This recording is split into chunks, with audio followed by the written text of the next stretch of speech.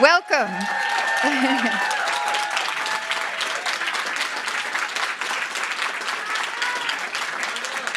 You're going to be doing a lot more of that.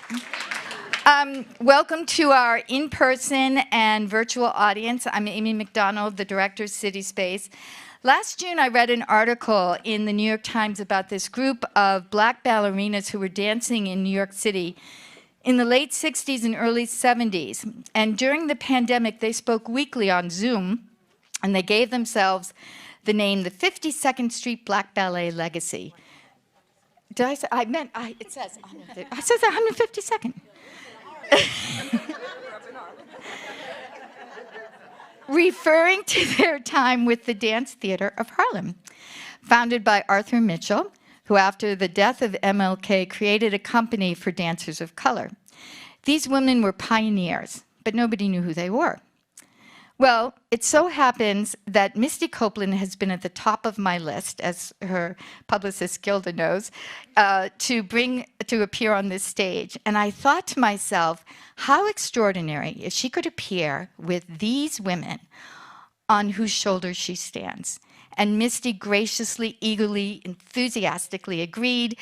And here they are, these two generations of black ballerinas meeting for the first time.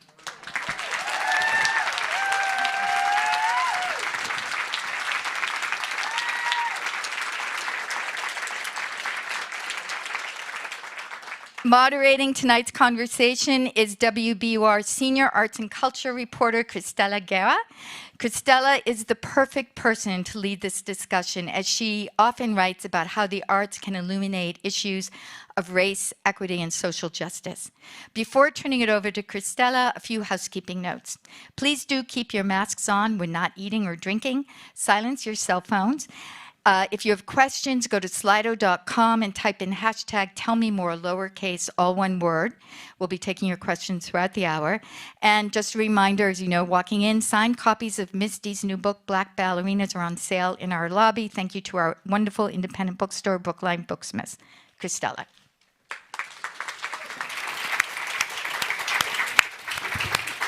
How's everybody doing tonight? How does it feel to be here in person? I am so incredibly honored to be here, to be helping along this conversation, guiding it whatever way I can. I think it's extremely important to say someone's name. I think it's important to say titles and to introduce these remarkable women one by one, if you'll allow me. Thank you. Misty Copeland, principal dancer with the American Ballet Theatre, as well as author of Black Ballerinas, My Journey to Our Legacy. Lydia Abarca-Mitchell, first black prima ballerina, founding member of the Dance Theatre of Harlem.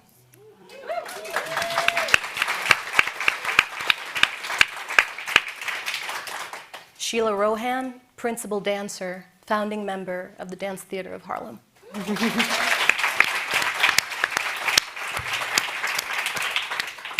Gayle McKinney-Griffith, first ballet mistress, principal dancer, founding member of the Dance Theatre of Harlem.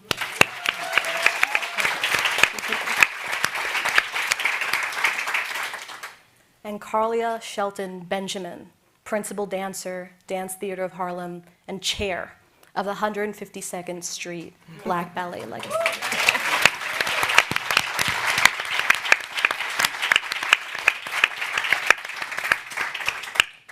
So my questions were kind of different, and I feel like I want to jump between the present and the past. You're welcome to submit questions. I will see them, and I'll hopefully get to a lot of your questions. But how do you feel right now? Awesome. And most of my questions will be to most of all of you at once. Yeah. Awesome. I mean, we've wanted to meet Misty for the longest time. Yeah. And this is really long overdue. Yeah. It's exhilarating. Yeah. It's so emotional. I mean, I read that same. We already cried. I'm like, I know, we cried. I read the same article and immediately went to my manager before this even came about, and I said, you know, we were like, we have to make something happen. this is what I feel my purpose is, you know, what it's been laid out. This plan for me is beyond performing on the stage, but to be able to tell the stories of so many Black dancers who got me here, who have mentored me from afar, and whose stories aren't told, aren't documented, which is why I wanted to write this book. And it's just unbelievable timing, everything, to have read this story, to learn about you guys. It's all been word of mouth of learning about other Black ballerina stories, which is how this book came about. It's not Googling someone. Our stories aren't told. And so I feel it's my responsibility with the reach I have and the platform that I have. So it's such an honor. Thank you.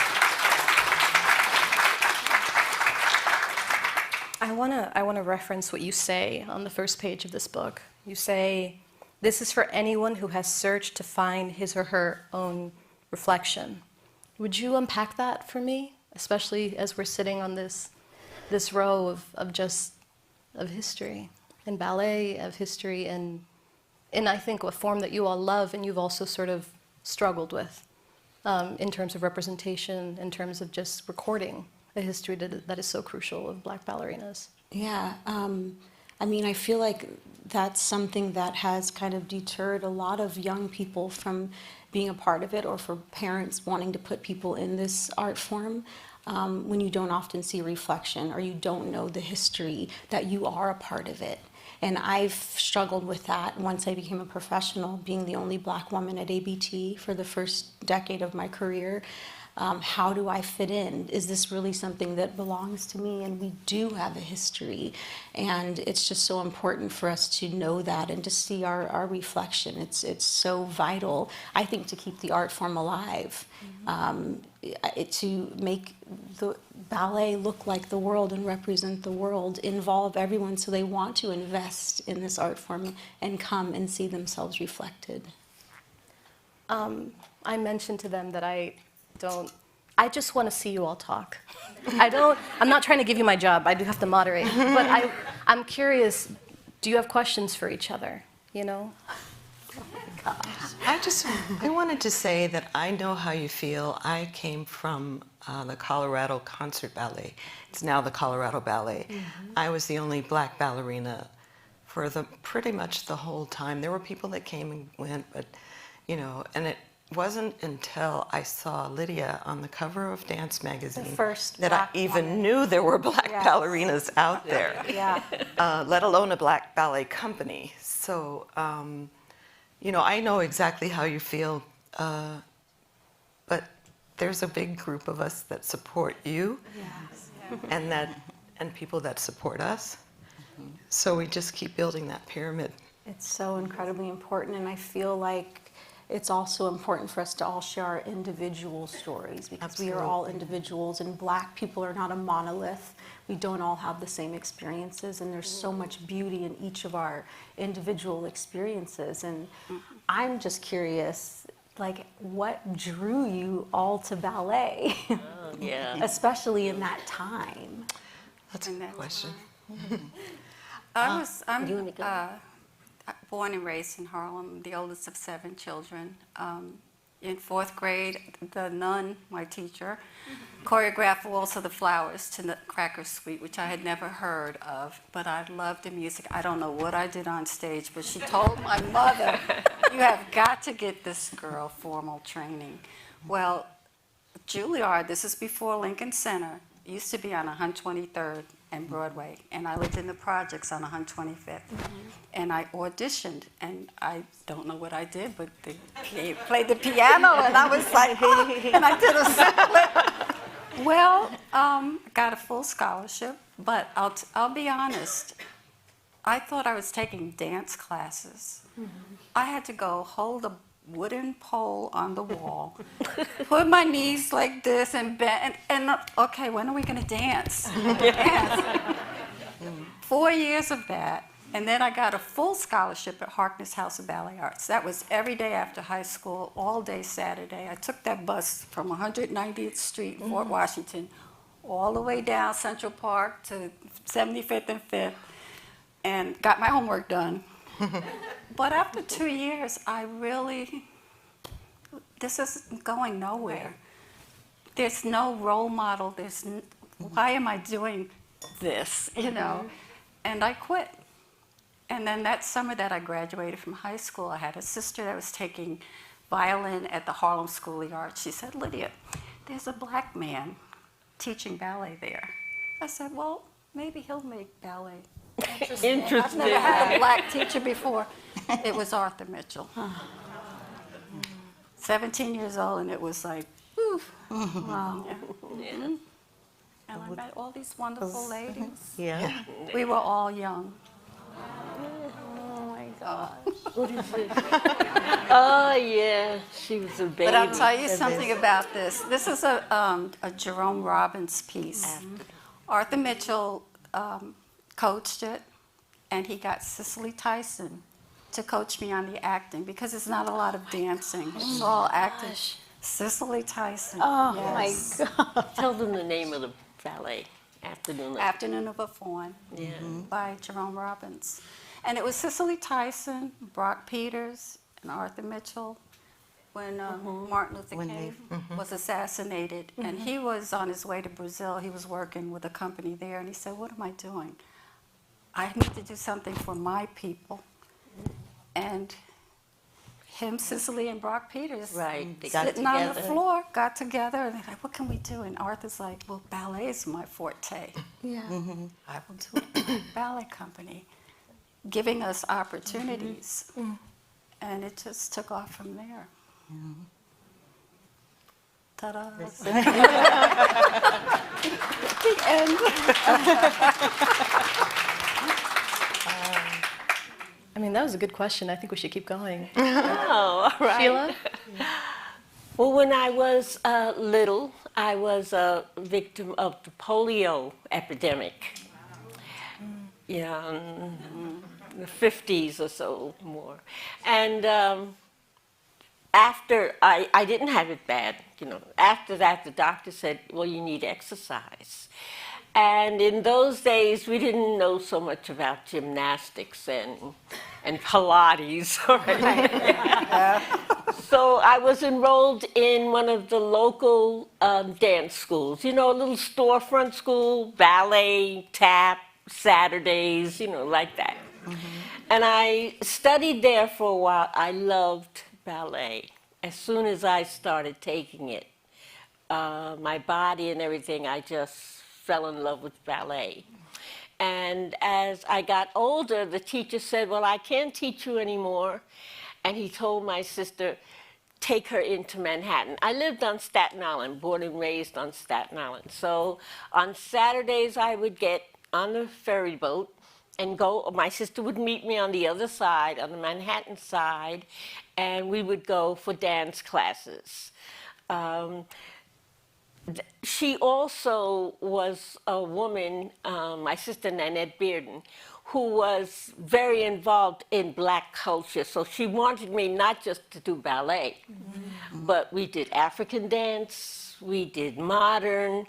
She took me to, you know, concerts, and anyway, she was trying to give me a dance education. So as I got older now, I never thought I was going to be a ballerina. Because I knew. Yeah. And I wasn't, had any great ambition to be a ballerina, but I did want to dance, and I wanted to be a part of the theater. So I continued studying these various techniques. My sister, again, Nanette, who was really my patron, because she bought me my first pair of pointe shoes and the leotards and all of that. And she said, there's a man, Arthur Mitchell, who's starting a group up in Harlem, a group. Go up there and take this audition. And I didn't want to. I said, no, I'm not good enough, and I'll be embarrassed. And she said, go ahead. You know, she was always very encouraging. And I did, and I passed the audition. And at the audition was Gayle and Lydia and a few others. And from that day on, it was just, It's wonderful. yeah, I know. yeah, from that, yeah. Sheila, would you talk to Oh, yeah, what's in this this image? Would you talk about this image a little bit, Sheila? Oh, this is haiku, right? Walter Rain's haiku. One of the dancers. One of the dancers was studying choreography, and he did a ballet on Japanese haiku. And so this is me here, Yvonne Hall, China White, and this is Gayle. That's Gayle right there. I have a question about this photo.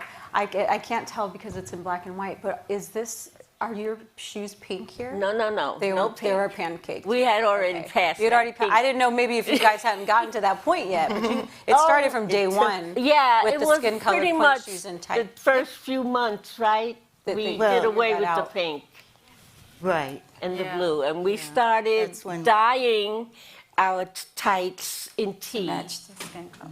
trying to get your skin more tea for the darker tones and less tea, you know, experimenting. And we did our point shoes with pen makeup. Rit dye. Yeah. Rit dye. Yes. Sprayed them.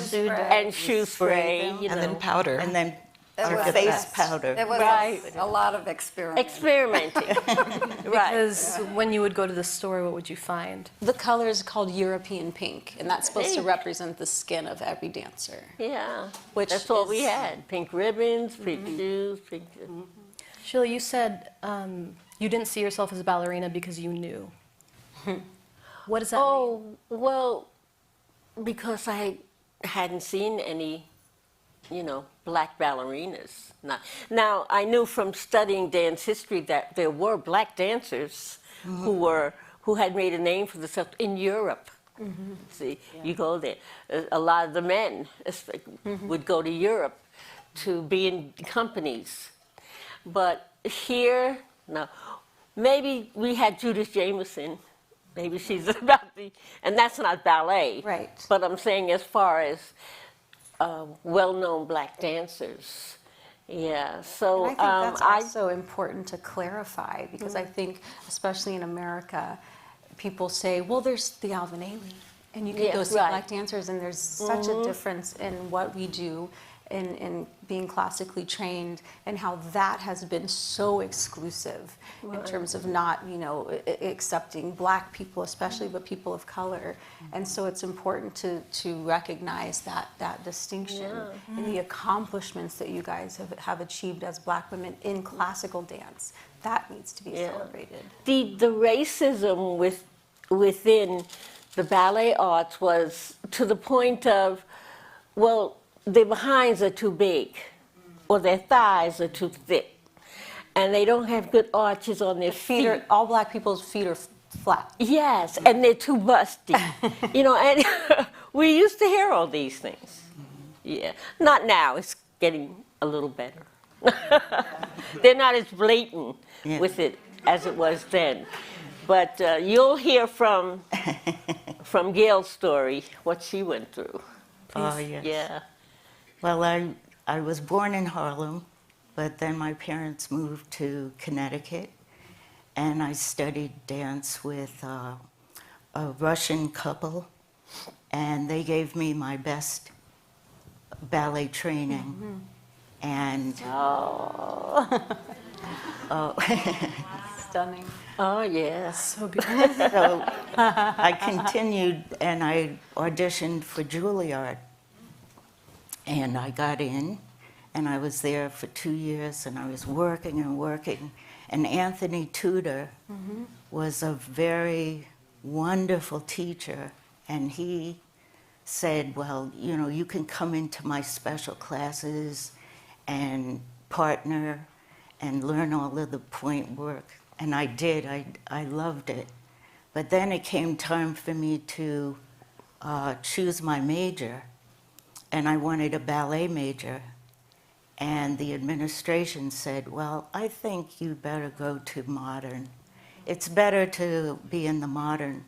But she wouldn't tell me why.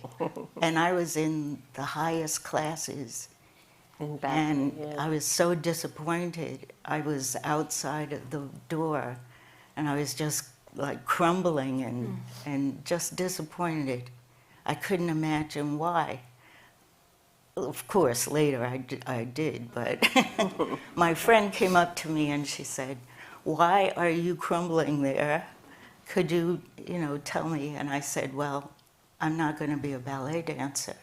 So she said, "Well, I heard that Arthur Mitchell uptown is starting a ballet company and you should go." So I just packed my bag that same day and went uptown.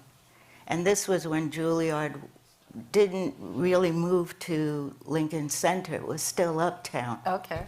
So, so I was rushing up there and I took my class and Arthur Mitchell wasn't there and Carl Shook was there and he taught the class. And I thought, okay, well, I don't know what this is, but I'm going to take it anyway. And then Arthur Mitchell came in and said, "Oh, so where are you from?" And I said, "Oh, I just came from Juilliard." So he says, "Oh, okay." And I thought that was horrible, I don't like that place. So then he gave me an itinerary. He said, "Okay, take this and go down there and learn the piece." And I was shocked. I didn't know. And that's when I met Lydia and Sheila. And we started dancing. We were doing, I don't know if it was tones or Tones, rhythmatron. rhythmatron. Yeah. And that's one thing, in rhythmatron, we had we had brown tights and shoes. Yeah. All of it was a beige, and then we had jewels all over it. But that was the first time I saw our beige tights. So This is our baby.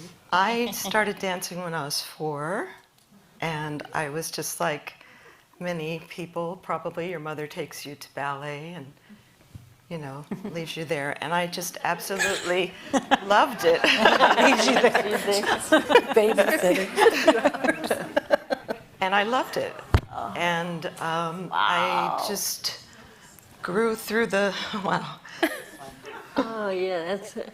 I grew through the ranks at the Colorado Ballet, but I was never offered the role of Clara or of the Sugar Plum Fairy, and I never knew why. But it was the Mrs. Kerr, Dolores Kerr, that brought a group of us to New York to audition. We were 17. She said, "What are you going to do with your, with dancing?" And I said, "I'm going to be a professional dancer." And she goes, "Well, it's almost too late." She got us all auditions, and that was, like I said, I saw Lydia on the cover, and I was blown away. And I asked her, "Could you possibly get me an audition with this company?"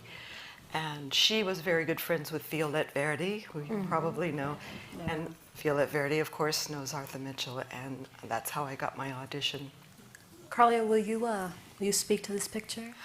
Oh, this is a ballet called Introducing. It was choreographed by Chu Sang-go. Oh, yes.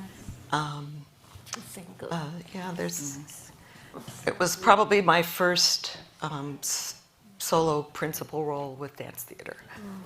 So he set it on me, and it was really exciting. Is that Hinton? That is Hinton Battle, if you know who he is. Over there, he was my partner during this ballet. Oh my goodness. I mean, the through line for Black dancers, like within Dance Theatre of Harlem, is so long, and what Arthur created changed ballet and gave opportunity to all of these dancers that were all spread out all over. And it was devastating when the company folded. Yes. It was when I was in the Corps de Ballet at ABT. I had been in the company for a couple of years, but it to this day, the ballet world has been impacted by that loss, by that time period that the company wasn't in existence. I remember watching all of these incredible Black dancers, and no company would take them. no place to go. I mean, a handful of dancers got into companies, Right. and you know, and we're still dealing with a lot of the same issues. I mean, Alicia Graff, who was a principal dancer with Dance Theatre of Harlem when the company went under, she was pretty much forced to become a modern dancer, and that's why she joined Alvin Ailey. And it's unbelievable that these things are still happening. Yeah, I was going to say the same thing. It's just, you know, when I started dancing, that was the late 60s, early 70s, and we're still talking about the same thing, you know. I was going to say, because this was the last 20 years that it folded Yes. on hiatus for 8 years, you told me, and then it came back. But this was very recent history. We're not talking about... Very recent, yes. Yeah. There are questions from the audience that I want to make sure we get to. That are being edited as we speak. There was a question I thought was really good, which was, Misty, was for you, but it was very much addressing, when did you find out about this legacy? About their legacy specifically, but I want, if you would tell the story of when you saw the article. Yeah, I mean, I learned of these women when the article came out, and I was just telling them earlier that I remember exactly where I was. I was in Oakland, California. I was working on a film to highlight a lot of these issues that we're talking about. But and I read this article, and the first thing I did was forward it to my manager. And it's so frustrating. In writing this book, though, I feel so proud with being able to share so many stories of women that we should all know about, but we don't. And then hearing about your stories and legacies, it was just like, it just keeps coming. But it's also so incredible every day that I learn about a new incredible part of our legacy. That's you've all contributed to. You've all contributed to getting me to where I am. I wouldn't be a principal dancer with ABT without all of your efforts. And they all deserve to be told and acknowledged, and it just means so much to me. This is what, again, like, I feel my purpose was not just to be on a stage performing, but to be in a position to be seen and to be heard, to be able to share these stories. So it's frustrating, but it's also empowering. Every time I learn about another dancer, a black dancer who's been a part of this history. But you should also know how proud we are of you. Yeah. Yes. Not just us, We are. the whole dance community. Just to see, you know, in American Ballet Theatre and Swan Lake and Firebird and yes. And we're always here for you. We're always So much. Thank you. It's unbelievable. I mean, I wish I would have seen that dance magazine cover. The first person I saw of color was Lauren Anderson on a dance magazine cover, and I was stunned. Like, I couldn't identify or recognize what it was that, like, hit me to my core, because I was so young still at the time. But it was that recognition of yourself and seeing that, like, oh, I do belong here. There she is. That's so incredible. Oh, baby. Oh my gosh. It's so unbelievable. Lydia, will you talk about this? Oh my God. I mean, I was so honored, but Arthur Mitchell introduced Balanchine to us, George Balanchine, and I'll be honest, I happen to love jazz, but my body and my temperament and everything was more ballet oriented, and that's why I kept getting scholarships. I'm like, okay, but Balanchine ballets are neoclassical, and there's a lot of jazz. Yeah. And it clicked. It just clicked. So this was one of my special ballets. But anything Balanchine, it just love What's the it. name of oh my it? gosh, yeah. What's the name of the ballet? This is a Bugaku. We used to boogie. All the boogie. Well, yeah, Agon, Concerto Baroque, Serenade, Serenade, Four yeah. Temperaments. Yeah. Unbelievable. We were really good at it, and we had Arthur Mitchell to coach us. Right. He was the first black principal of the New York City Ballet. He was So a we were his taskmaster. babies. He was. I was gonna fabulous. ask, how was? I mean, you all met Arthur at different points in your career, but what was he like? What was he like when you were working? I don't know if we want to get into all of Oh, I really want to get into it now. He was a tornado. I mean, he just, and we were caught up in it. We had a mission. We were ambassadors. We had to dress properly. We had to act, speak. It wasn't just being on stage. It was everything. It was to, disprove all the We myths. were representing. We were representing Yeah. all the time. But even our first composer, Tanya Leon, he just had an eye for people. You're going to be a ballerina, But with Tanya had just come here from Cuba. She was on her way to Paris to further her music studies. Yes. And she was covering for a friend who was accompanying a class, a ballet class. And she's practicing, and he walks by the door, and he backs up. He says, "Who are you?" No English, But she's Tanya Leon. Within days, Next thing. Yeah. she composed our first ballet. Wow. Yeah. He was choreographing tones, and she's a brilliant musician. And now she's got her own book out now. She's She got the Pulitzer She's on a music composer. this year. She won the Pulitzer. Oh my He God. saw that. He saw it, and he pulled it out of her. That was her first piece too. Tones that was she the first thing composed. she ever composed. Yeah. She's been on Broadway conducting, and And I think she's the only black woman that is a composer. Well, no, they do have. There's, And I think, Latinos. There are conductor. Yeah. Okay. Yeah. Missy, will you talk a bit about the story that you said about Arthur, meeting him, but also what he inspired you to do? Yeah. Yeah. I mean, I feel a very different experience because I didn't dance with the company. So I feel like I had experienced a different side of him. That's good.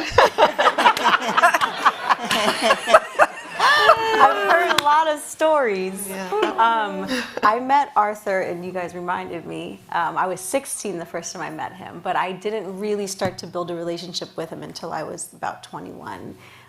And I was new to American Ballet Theatre, but struggling. And any opportunity I got, I was like searching for the black ballet community. Like, who is out there? Who can I connect with? Who's going to understand what I'm going through? And Arthur reached out to me.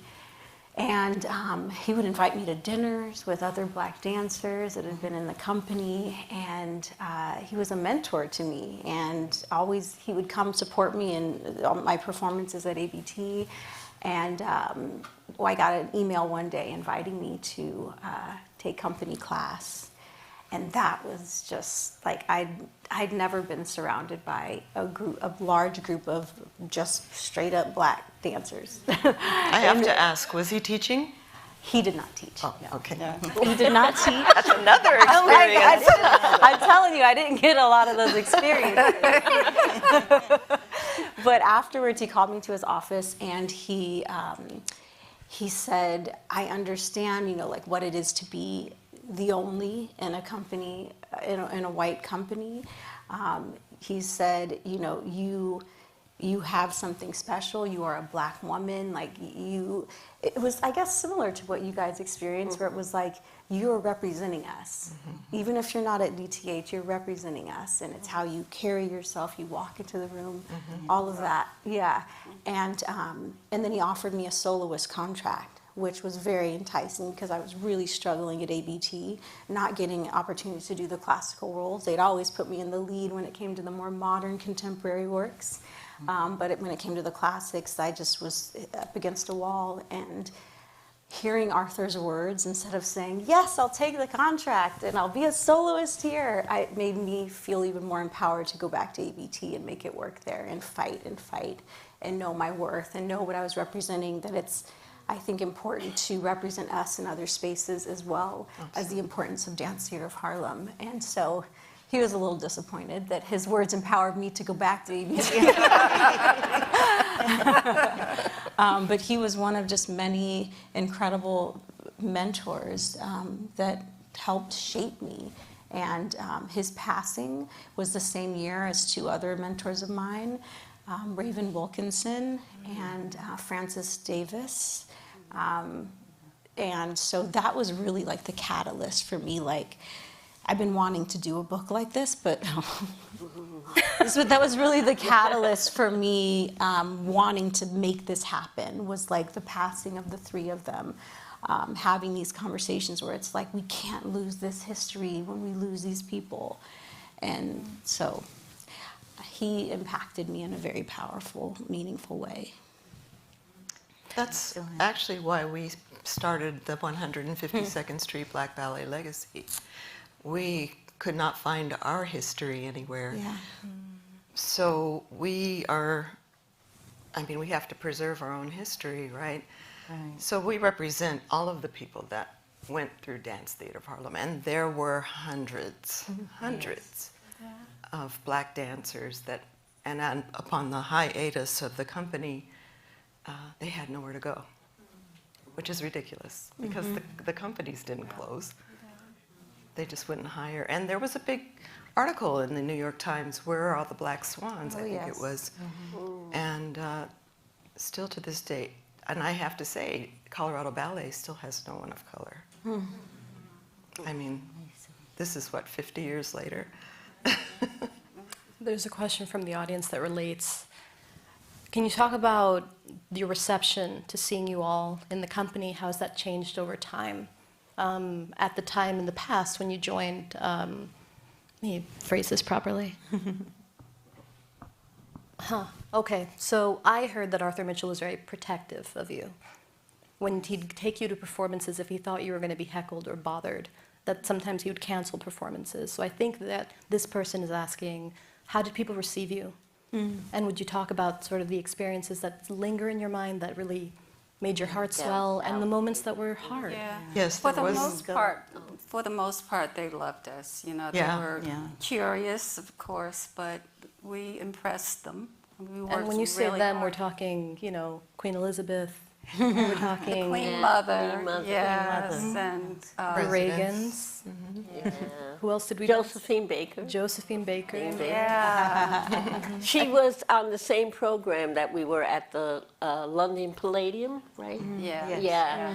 And she came into the dressing room and she said, Oh, this she was. said she loved us. Yeah. These were with the Reagans. Whose Yeah, collection that's- is this? this This is is from the someone's collection. Is Nancy Karlya's your Yeah. collection? I'm shaking the former president's hand. Yeah. We gonna throw Nancy under the bus? Pardon me? Are we gonna throw Nancy under the bus? Oh, you know, it's low-hanging fruit. Sorry, I'm sorry. You see Mel over there? yeah. Yeah. But I think I know what you're talking about. Yeah. There was an instance when we were in the South. I think it was in South Carolina, and we had rehearsed in the theater, and it was just a rehearsal. And then we came back in the evening, and the stage manager met us at the door, and he said, "We won't be performing here." And it was because he feared for our lives, or for our safety, let me say that, that something would fall, or, he had heard conversations that were going on behind the scenes. And so that I do remember, we didn't perform there, we blacklisted the theater. Oh. Yeah, it was too bad. There's another question from the audience around body shaming, and what we discussed a bit earlier in terms of people saying you didn't have the shape of a ballerina, which I'm not totally sure what that means, but It's all coded language. It's all coded language that we have to decipher. And you know, so much of that has changed in terms of like legally what people can say in companies, which is great for us, you know. But as a young person, like it's so hard to decipher, like, what does that mean? I don't understand. I mean, I struggled. I remember, you know, being told all of these things, that same things, you know, and in 2001, you know, that's when I joined ABT, and being told, you just don't have the right body. It's like, what does that mean? The girl next to me is bigger, with bigger boobs and bigger muscles and flatter feet, and like doesn't have my line. Why is she told she has the right body? So a lot of that was me like trying to understand it, and recognizing that, oh, okay, this means you don't have the right skin color. And then what do I do from there? And of course, it's so different in my time, you know, to have conversations, and that's something that's been really important for me, has been to have open dialogues with my artistic director, and luckily I had someone who is understanding. I mean, a long way to go, but he at least would listen. But it was figuring out a way to even have those conversations. If you're a black dancer, a black woman, you go into that office and you cry, it's like, oh, she's not built for this, she can't handle it. Yeah. It's having to like be so prepared at a young age to have these conversations with your boss, these difficult conversations. But that's been my way of kind of breaking that ice and putting it on the table, like, I don't understand why I'm not getting these opportunities, like really laying it out. But I know so many people didn't even have the opportunity to have those types of conversations in a company like I do with ABT. I know as the sorry, go ahead. ballet mistress, I would go into the office and have to talk about different problems that Mr. Mitchell thought he had with dancers. And I was the interlocutor. And so I would have to go back to the dancers and then explain to them what was happening, but I would try to do it in a way that was more tasteful. And it was very hard. You know, we had critics that they would write different things, and he would tell us, don't read the reviews. It's, you know, just a person writing an opinion. And yeah, we had a lot of different hardships in that way, but we had each other, and It that's was how we so important yeah. that we had each other. I mean, we made had a each family. other. Yeah. Yeah, we made a family. Yeah. And that's how we would come together, discuss it, and I mean really discuss it, so that we would all understand. And we were all different ages. We had children, you know, young teens. Yeah. They were still going to school and being tutored on tour, or they would go into the music room with Tanya, and then they would do their homework and then practice music and then come back out for the rehearsals. And some of them were like Marsha under the table, under the piano, watching us. Studying. Studying. Lydia, were you going to say something? Oh, I think it was. I was gonna, Yeah. okay, you can tell me to be. Oh, no, you were, please, continue. I want to just. No, make sure I was everybody just gets going to their- say I'm Yeah. mentoring a young dancer that's due to go into San Francisco Ballet. And I'm able to talk to her about how to develop relationships with the artistic director and what she needs to, how she needs to be for to get into that company, to be a ballerina, you know, what it takes. So Yeah, it's this navigating that no one teaches you, especially as a dancer of color, that you're just, and that's been so important for me. Like, I need to carry this, you know, give this information to the next generation, as many as I can, because it's so important, like, for us to continue to progress, for all these dancers of color to have these tools going into, so it's not just like starting over with every generation. So it's amazing that you're doing that, because it's so necessary. I have such pleasure in doing it. It's like, you know, we have all this knowledge, and so it's our duty to pass it on. Mm-hmm. Would you be open to talking about, I think The last 2 years have been something for all kinds of reasons. I'm curious how each of you sort of sought joy. You know, what did you do for yourself to kind of find solace and peace during this time, and I think in the past, during other difficult times?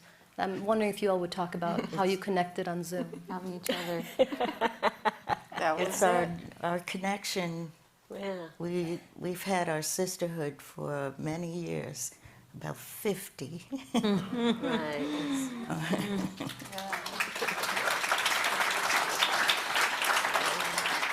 How often So would you when- talk Oh, during, especially once a week, every week. Every Tuesday. We talk every Tuesday. Yeah. From the in March all the way through till today. And how many times have you seen each other in person? Twice. Yeah, maybe twice, yeah. Because we're all over the country. But I love Zoom because you're right there. I don't think I've ever heard anyone say that.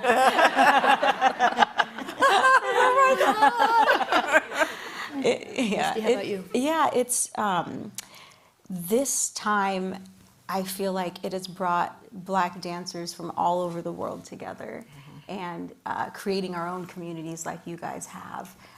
Having Zoom conferences with dancers I didn't know were in these companies, dancers, and it's really brought us together and bonded us. I'm shocked by how the ballet world has dealt with, you know, this racial reckoning and the murder of George Floyd and so many other Black people. The fact that they're actually taking notice and taking action, I'm shocked. Because for the 20 years of my professional career, I've been fighting and like screaming from the rooftops, and not much has been done. And so it's really, I'm just impressed that we've taken a little step forward in not just creating a diversity initiative and putting my face on the cover, but not really doing the work. But to have actual conversations, having conversations with, you know, the director of the school at the Royal Ballet, like real conversations about these issues are huge. Having conversations within ABT, not for show, not for the public, but real conversations. And having the dancers of color not feel scared to share their experiences because they might be reprimanded. And that's what a lot of dancers, Black dancers, deal with. They don't want to share their experiences because they feel like, well, then they're probably not going to give me another opportunity. They don't want to have to deal with this. So it's really been an interesting time for the ballet world. I think, or from what I understand, there's a lot of dancers in the audience, aspiring dancers, hopeful dancers. I'm wondering, versus asking for your advice for them, I'm wondering what you would say to the younger self, to your younger self. What advice would you give that person at one point when you weren't sure if you would even be able to do this? Well, be strong and know yourself. And if you have a family, they should support you. And just keeping on. Just keep working. Work for yourself. It's basic. It's a basic need. And then when you have that strength, then you're able to step through. Because there'll be a lot of people that are going to try to stop you or put that monolith up or say, no, you're not worth this and you can't do that. And it's not true. It's not true at all. Every human being is important. Every life is important. So we have to always reason with that, you know. So.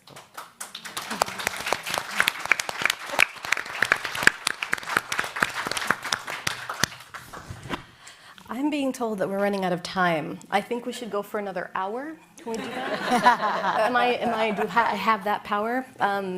No, Misty has to catch a train. I don't know. But it was someone's birthday yesterday.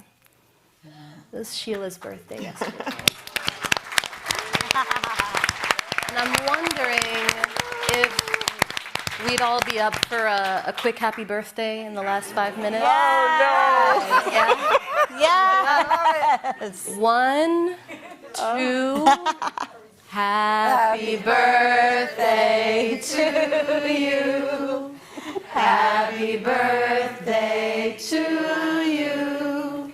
Happy birthday, dear Sheila. Oh, wow. Happy birthday to you. Thank you.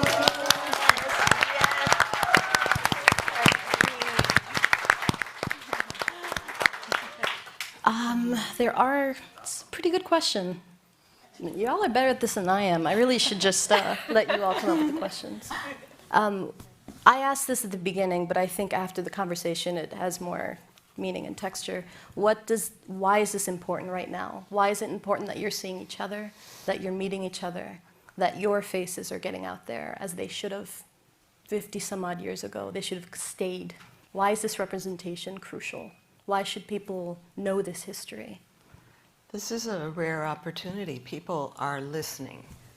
You know, people are hearing us. There's so much of our history that we don't know, you don't know, and that you're just learning. We have to take this opportunity to preserve that history. We can't, you know, let something as important as this, you know, not take place. We all have a voice, and we all need to project that into the world. Right. Otherwise, someone else is going to write our history, and then it might not be what you want it to be. So you have to really come from your heart, come from inside, and tell your story. And that's what we're doing at this point. We are. And for the future. You know, so. The creative arts is a force, and we need it, especially now. I shouldn't say that. We always need it. But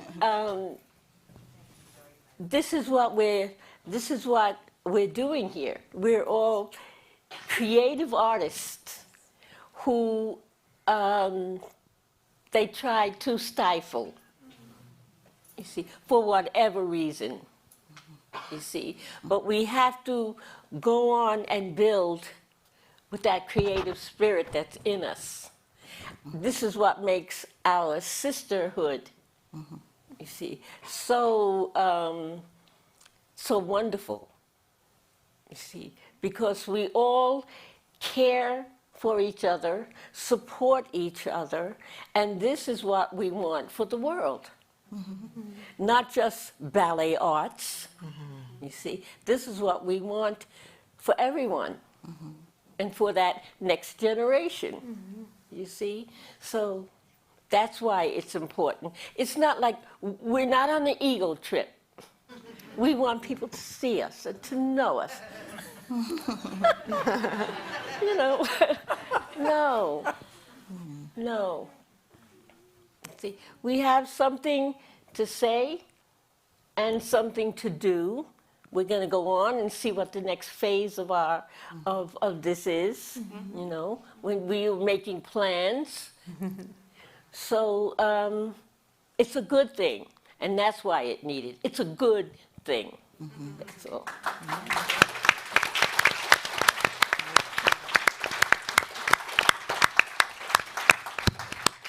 Lydia? She's ready to cry. So you had enough, huh? Ditto. No. So it's important because, you know, when we were dancing in our heyday, we didn't have videos and social media, and we're lucky if we have a photo or two, and they're usually in black and white. Whatever videotapes were done, I've heard that some of them were even taped over. Oh my God. Criminal. Yeah. But we have a voice. There's so many that were with us. It was a wonderful journey that Arthur Mitchell took us on. And it's come full circle, you know, and we've had each other, we had to have each other. It was too hard to try to do it by yourself. And again, as Karlya mentioned, we're here for you. You know, we have to be here for each other. We've been through some of that. And so we would tell you, be strong. You know, just, you've got people that love you. Right Here here. for you.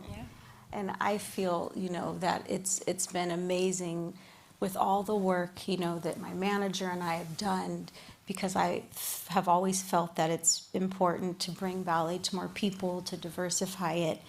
And now that I'm here, it's telling the world I'm not the only, you know, and it's an opportunity, I think, now that I have this voice and this platform to bring everyone with me. That's been so important for me from day one. I've been, you know, since I was a young girl, like searching for this identity, like where do I fit in the world, where do I fit in ballet? And I've never felt more like I belonged by finding my history and the legacy that I'm so proud to be a part of. What does it mean to be a Black ballerina? It's an incredible opportunity to represent a powerful, strong, independent, vulnerable, open woman.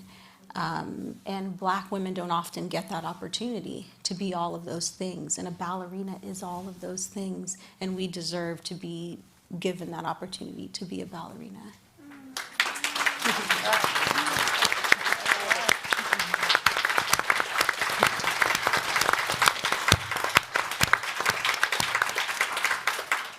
I'm being asked to wrap up. I don't want to wrap up.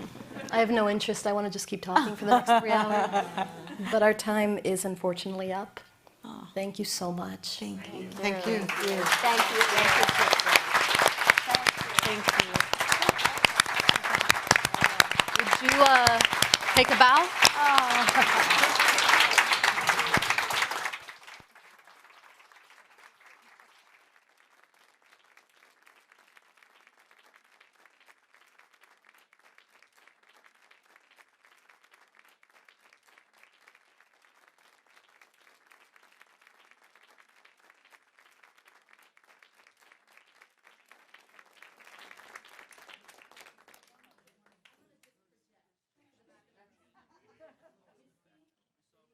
Sheila, Gayle, Karlya, thank you.